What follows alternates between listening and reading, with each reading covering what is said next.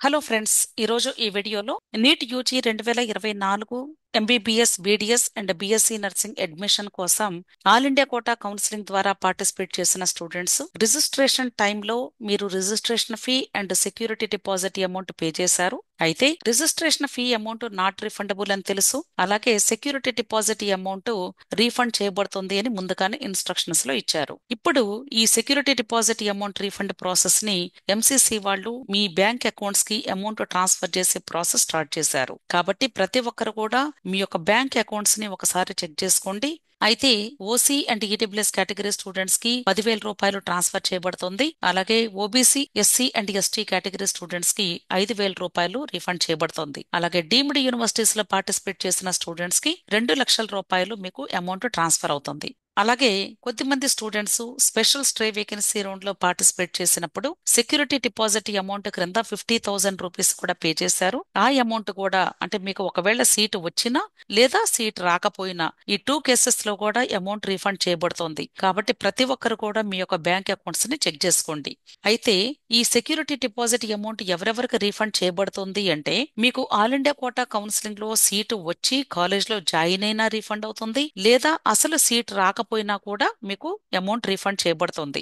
అలాగే ఒకవేళ first round లో గానీ మీకు సీట్ అలాట్మెంట్ వచ్చి మీరు జాయిన్ అవ్వకపోయినా లేదా జాయిన్ అయిన తర్వాత ఫ్రీ ఎగ్జిట్ తీసుకున్నా ఈ 2 కేసెస్ లో కూడా మీ అమౌంట్ మీకు రిఫండ్ చేయబడుతుంది. మిగిలిన కేసెస్ లో అంటే సెకండ్ రౌండ్ నుండి ఎవరికైతే సీట్ అలాట్మెంట్ వచ్చి కాలేజెస్ లో జాయిన్ అవ్వరో వాళ్ళకి మాత్రం అమౌంట్ రిఫండ్ చేయబడదు. సెకండ్ రౌండ్ నుండి మీరు ఒకవేళ సీట్ వచ్చి కాలేజెస్ లో జాయిన్ అయితే అప్పుడు కూడా మీ అమౌంట్ మీకు రీఫండ్ చేయబడుతుంది. ఓకే, కాబట్టి ఎవరెవరికి ఈ security deposit amount refund eligibility ఉందో లేదో చెక్ చేసుకోండి.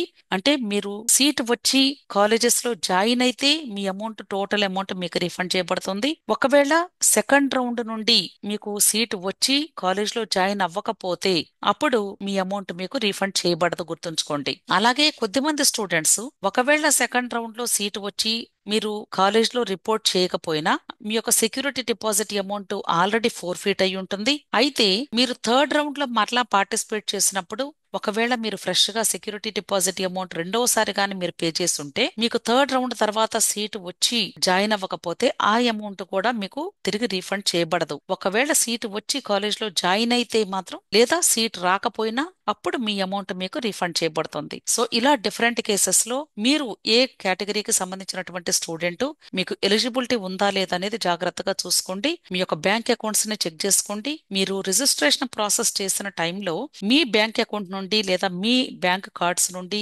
అమౌంట్ పే చేశారా లేక వేరే వాళ్ళ కార్డ్స్ యూజ్ చేసి మీరు పే చేశారా, దాన్ని బట్టి ఏ అకౌంట్ కి అమౌంట్ ట్రాన్స్ఫర్ అయిందో చెక్ చేసుకోండి. అంతేకాదు ఇప్పుడు ప్రస్తుతానికి రోజుకి కొద్దిమంది స్టూడెంట్స్ కి వాళ్ళు అమౌంట్ ట్రాన్స్ఫర్ చేస్తూ ఉన్నారు డే బై డే.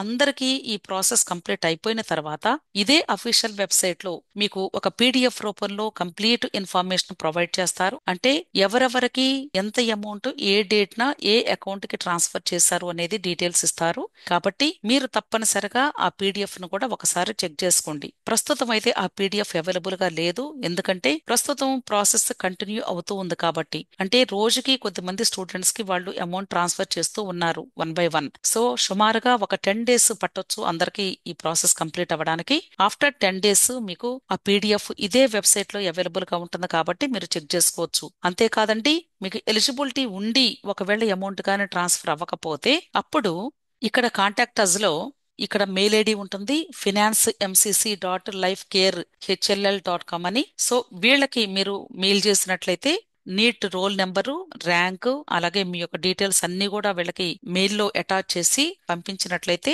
డెఫినెట్ గా వీళ్ళు ఒకసారి మీకు ఎలిజిబిలిటీ ఉందో లేదో చెక్ చేసుకుని పొరపాటున ఏదైనా మిస్టేక్ ఉండి వాళ్ళు ట్రాన్స్ఫర్ చేయకపోతే డెఫినెట్ గా మీ అమౌంట్ మీకు ట్రాన్స్ఫర్ చేసే అవకాశం ఉంటుంది. కాబట్టి ఇక్కడ ఈ మెయిల్ ఐడిని ప్రతి ఒక్కరు కూడా నోట్ చేసుకోండి. ఓకే, ఈ మెయిల్ ఐడి వచ్చి financemcc@lifecarehll.com. క్లియర్? సో మీ అందరికీ అర్థమైంది అనుకుంటున్నాను. సో తప్పకుండా మీరందరూ కూడా మీ యొక్క అకౌంట్స్ ని చెక్ చేసుకోండి. వీడియో నచ్చితే లైక్ చేయండి, మీ ఫ్రెండ్స్ కూడా షేర్ చేయండి. అలాగే నా ఛానల్ ని తప్పకుండా సబ్స్క్రైబ్ చేసుకోండి. Thank you.